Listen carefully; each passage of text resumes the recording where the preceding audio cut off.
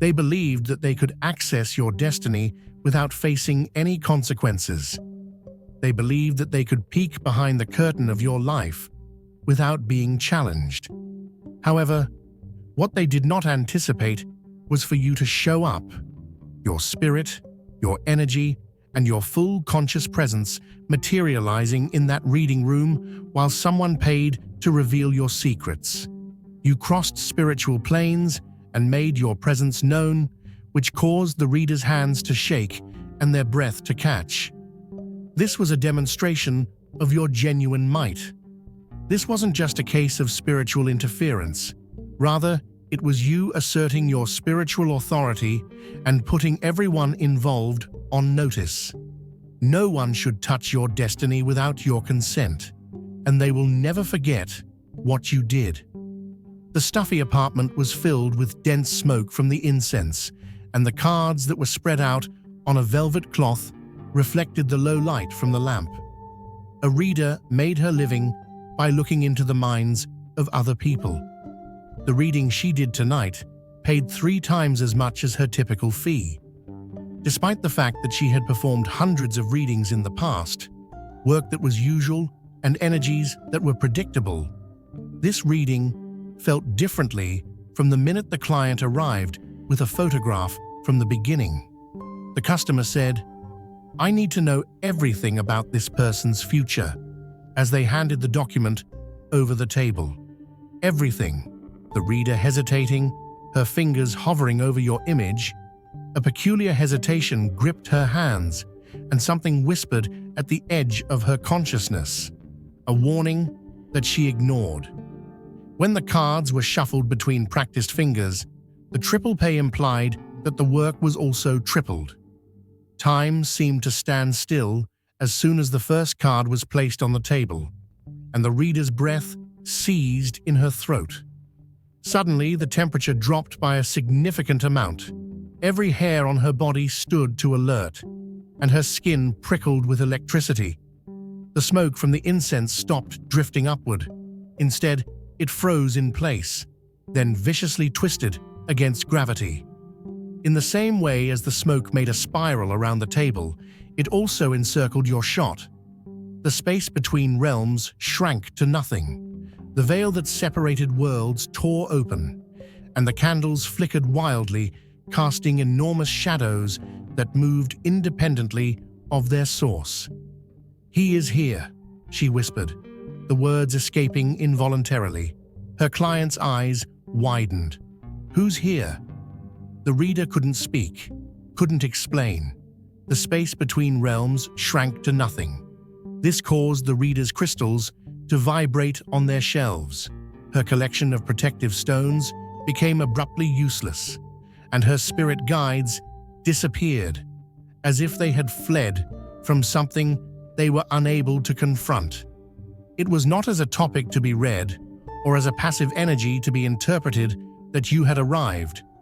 Rather, you had arrived fully conscious, completely aware, and fully present, observing, listening, and judging. The hands of the reader shook on the table. She had been engaged in spiritual activity for 20 years, and she had never experienced anything like this before.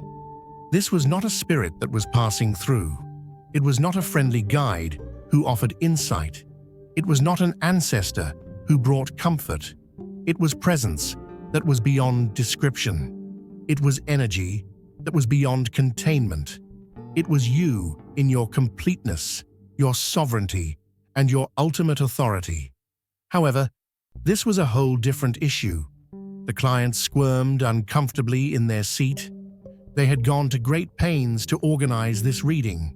5 different psychics had flat out refused to do so when they mentioned your name. 2 more had consented initially, but then called back with abrupt schedule issues due to unexpected conflicts. This particular reader was the 7th attempt, and it was the most expensive and all-consuming choice available. The client had spent weeks looking for information, making phone calls, and following advice. Each rejection fortified their resolve, and each denial made you more mysterious. Their obsession developed with each psychic who rejected them, and it continued to grow. The customer had a history with you, including unresolved feelings and unfinished business. It could have been an ex-lover who was unable to accept the fact that a relationship had ended. It could have been a rival who watched your success with a burning envy. It could have been someone who smiled in your face while plotting behind your back. It could have been a family member with expectations that you refused to meet. It could have been an employer that you outgrew too quickly. Their desperation was the only thing that mattered, not their justifications. They needed to know your future, your vulnerabilities, and your weak points. They craved control over what couldn't be controlled, and they sought power over what refused to be diminished. The darkness that drove them spoke volumes about their character, and the lengths that they put themselves through revealed everything about their intentions. Your knowledge, in particular, is the source of power. The 3-month salary that was paid for this reading was a little price to pay for the secrets that they were looking for. They gave up stability in exchange for the promise of control, and they mortgaged their future security in order to gain an advantage in the now. A transaction that was straightforward, uncluttered, and detached. A business arrangement with a spiritual mercenary, with no connection to the consequences and no responsibility for the invasion. They believed that they were clever. They believed that they were pulling strings from a safe distance, which is the spiritual equivalent of hacking into someone's private files. What they failed to understand was that they hadn't hired someone to hack your spiritual data. They hadn't commissioned a spiritual breaking and entering. They hadn't arranged a mystical surveillance operation. They had inadvertently opened a direct connection to you. They had created a bridge between worlds. They had sent an invitation, and you had accepted. When the customer leaned forward, they were completely unaware of the terrible error that they had just committed. They said, "Why did it get so cold in here? Is there something wrong?"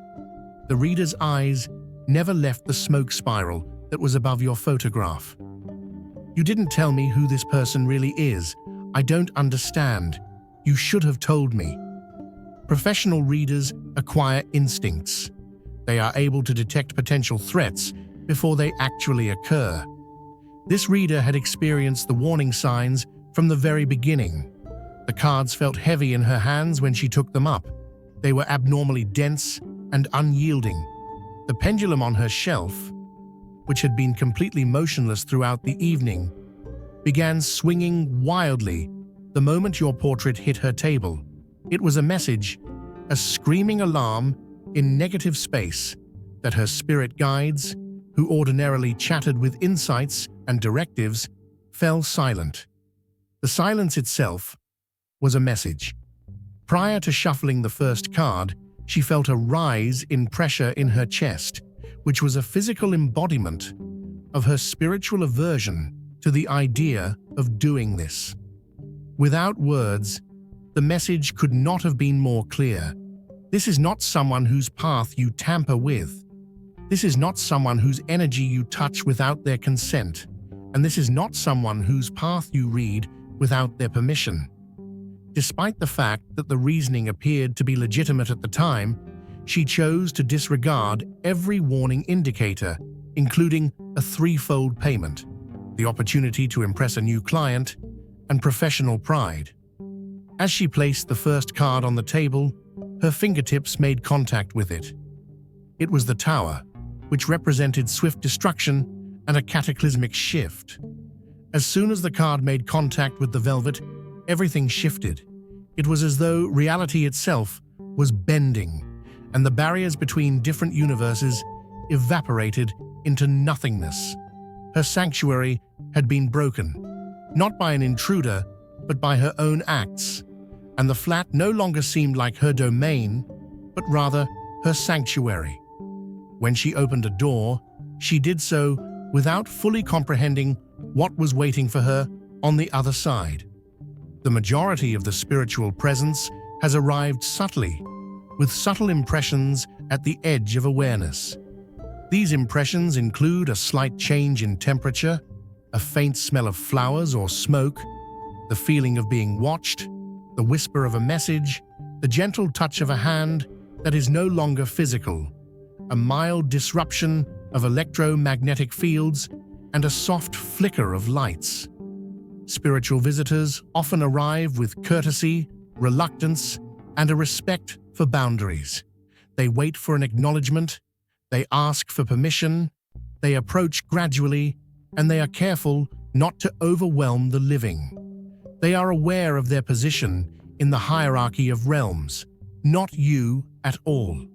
The minute your name was spoken over your image, you appeared with total and utter authority. There was no gradual manifestation, no gradual transition. One moment you were absent, the next you were entirely present. One moment you were distinct, and the next you were completely integrated into the space. The energy in the room did not change. Rather, it underwent a complete transformation. The air became electric, weighty, and charged with potential. The space between particles shrunk, and the distance between realms shrunk. There was a time when it was an apartment, but now it is a border between worlds. The reader let out a little gasp as she had the definite sensation of another consciousness pressing against her mind. This consciousness did not brush against her awareness, nor did it touch her ideas. Rather, it fully overpowered her and flooded her perception. She did not seek for permission to enter. She did not wait to be invited. She did not respect the boundaries of her sacred space. She did not acknowledge her authority in her own domain, and she did not play by the established rules of spiritual visitation. Her psychic defenses collapsed instantly, and her mental shields were broken. You assumed control, claiming the area, creating dominance without exerting any effort, expressing authority without making any effort, converting her domain into yours in an instant, and rewriting the spiritual geography of the room solely via your presence. To the point where it became practically solid light, the energy concentrated, focused, and increased until it bent around corners that it shouldn't have reached. Shadows formed in places where there were no objects that stopped the light. Who called me? Your energy vibrated through the room with unmistakable demand. The words formed without sound, understood without being heard. The question resonated in their bones, echoed in their blood. The demand for accountability transmitted directly to consciousness. Not a whisper, not a suggestion, but a command that rattled the windows, a presence that pressed against the walls, a force that made the physical world acknowledge the spiritual, a power that made material reality bend to immaterial will. The reader's hands shook violently. Cards were strewn across the table. The tower guard landed face up at the client's feet, which was a personal message. The judgment card dropped precisely across your portrait, which was not a coincidence. The remainder of the deck was scattered like scared birds, with some cards even standing on edge. A client was driven back in their chair, their eyes darting about the room, looking for something tangible to justify their terror. They were looking for a physical explanation for a metaphysical experience, and their rational mind was urgently trying to categorize something that could not be categorized. What really is going on? Their arrogance was replaced by a basic dread of the unknown, and their confidence was evaporating. Their control was dissolving, and their strategy was forgotten in the face of something that was beyond their comprehension. The client's voice was rising higher with each phrase. The reader was unable to respond. Her throat tightened, and her breath came out in short, weak gasps. 20 years of spiritual practice had been rendered useless in an instant, and decades of experience had provided no protection, no context, and no precedent. Her professional composure was shattered by something that she had not anticipated. This was beyond her experience and beyond her capacity to control.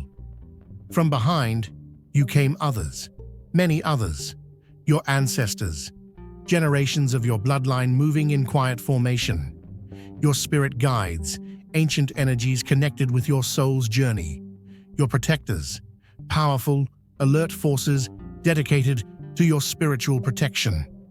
You arrived first, your vanguard. Behind you came others, many more. It was as if a divine army had entered. They were well organized, well disciplined, and overwhelming. The reader felt them coming, waves of pressure growing with each additional presence. The client felt it as well, even though they were spiritually untrained, despite the fact that they sensed the crowding of unseen forces. The little apartment seemed unable to hold the energy that was building. The walls appeared to expand and compress with each new arrival.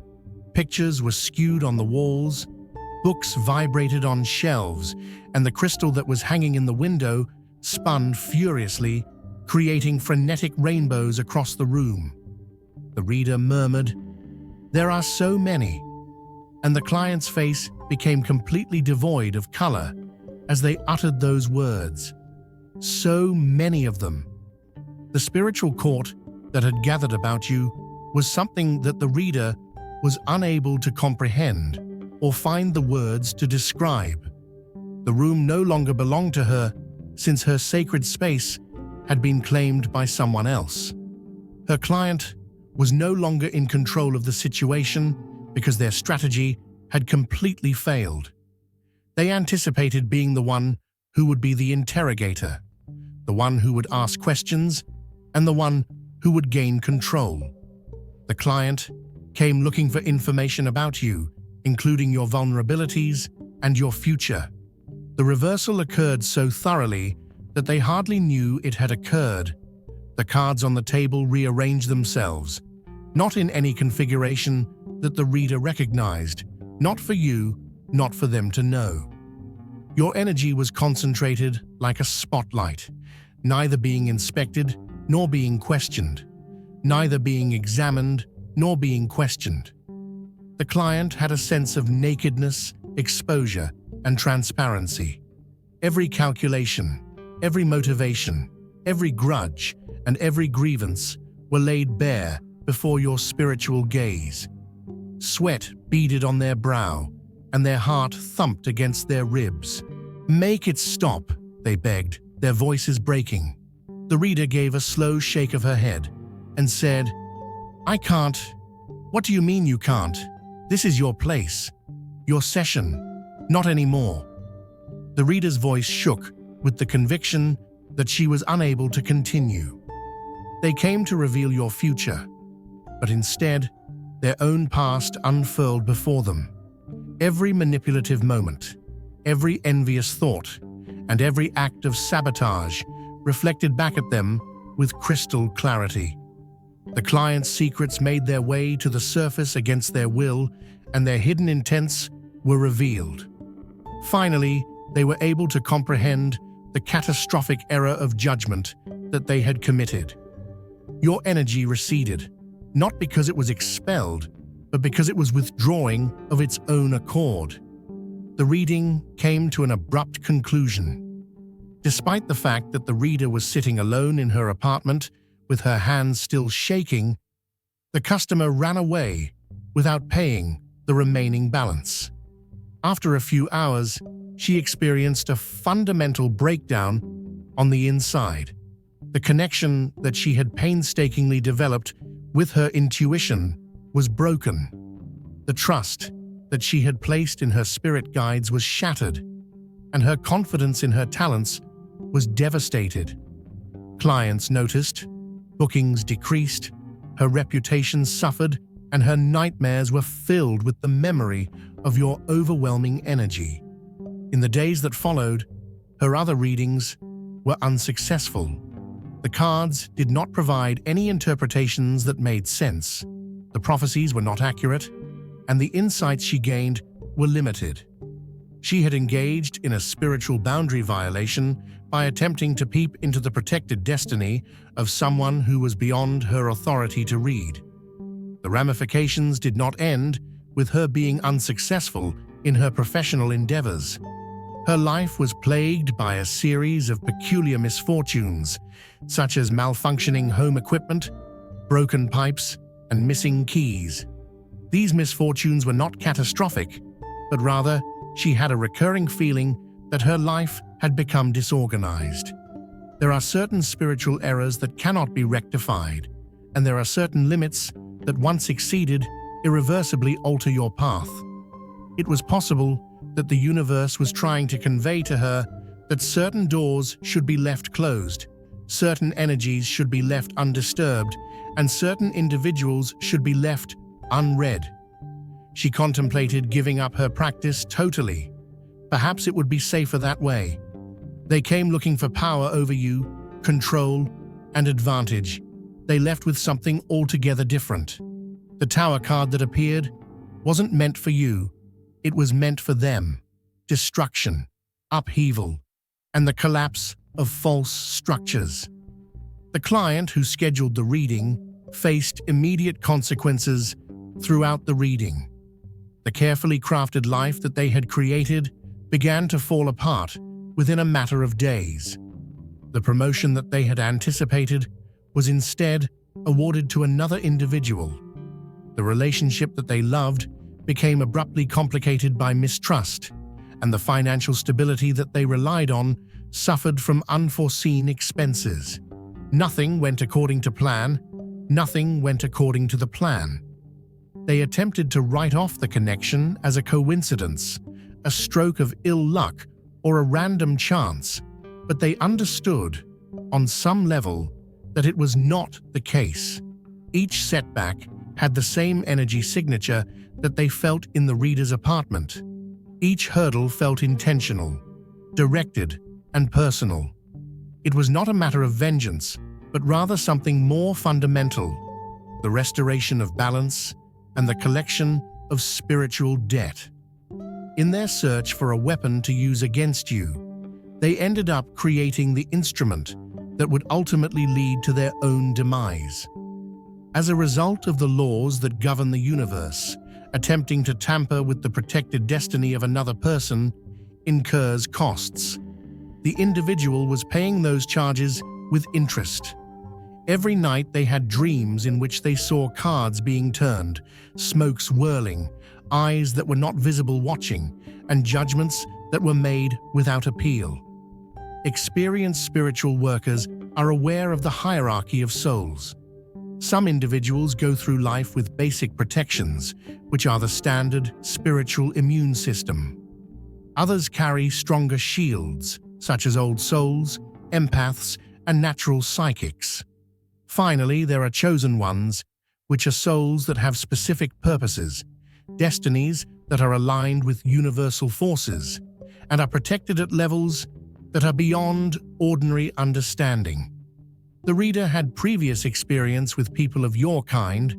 She ought to have been able to spot the indications. The customer was never going to have a chance. Their lack of spiritual awareness provided them with no safety.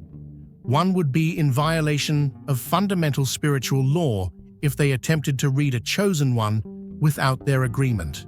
This would be like to breaking into a fortified vault or hacking into a secure government system. Aside from preventing you from entering, the security measures also catch you in the act of entering. This is not a random or accidental response. Rather, it is the spiritual equivalent of an immune response, which is specifically focused, highly effective, and overpowering. They do not have to make a conscious effort to defend themselves, since the cosmos takes care of that for them automatically. Their security is dependent on levels that are beyond conscious control. The laws of spiritual sovereignty are unquestionable and cannot be negotiated about. The client learnt the hard way that certain energies are not to be touched without invitation, that certain destinies are not to be interfered with, and that certain persons are simply untouchable. The reader knew better, and should have known better. Your appearance in the reading was not merely a brief interruption. Rather, you left something behind, which can be described as a spiritual signature or a mark. It was an energy residue that the reader felt immediately, and it was not something that could be cleaned up with pepper or salt. The client carried it as well, even though it was invisible to anyone who had spiritual sight. It was not a curse in the traditional sense, and it was not that deliberate. Rather, it was more like evidence, a spiritual fingerprint at the location where they had committed the offense. Because of the mark, the universe's response to them and the flow of energy through their lives were altered. The protection that had previously shielded them vanished, and the luck that had previously favored them was on the other side. Despite the reader's efforts to remove the mark with cleansing rituals, energy healing, and spiritual baths, nothing was successful. The customer sought the advice of more psychics in an effort to find a solution. Each of them identified the same problem, which was that someone is monitoring them, although they each expressed it in a different way. The customer requested knowledge by asking, "Why is everything going wrong?" It was not necessary to provide any further explanation. The mark was not a punishment. It was a consequence. It was not vengeance. It was balance. It was not forever. It was just long enough. Long enough for lessons to be learned, for spiritual debts to be paid, and for the universe to restore what they had attempted to disrupt. The new psychic stared at the energy signature that surrounded them.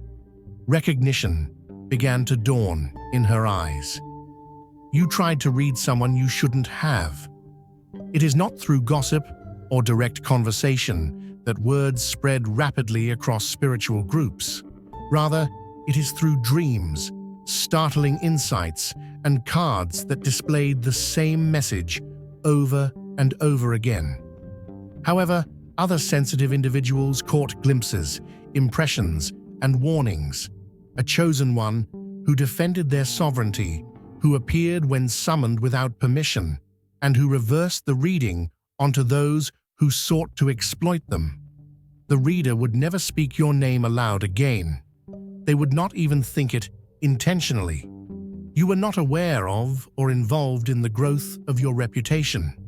Psychics refused to provide readings about you and refused to accept payment, regardless of how high it was.